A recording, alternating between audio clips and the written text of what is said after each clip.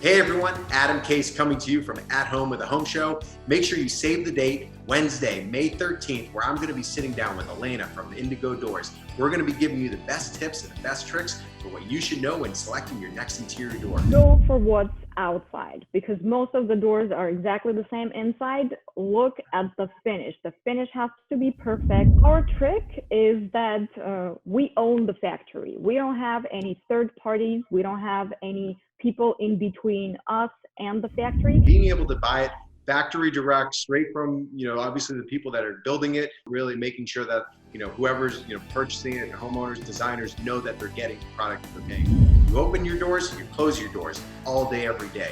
Make sure you get the quality product, designer look at an affordable price. We'll see you Wednesday.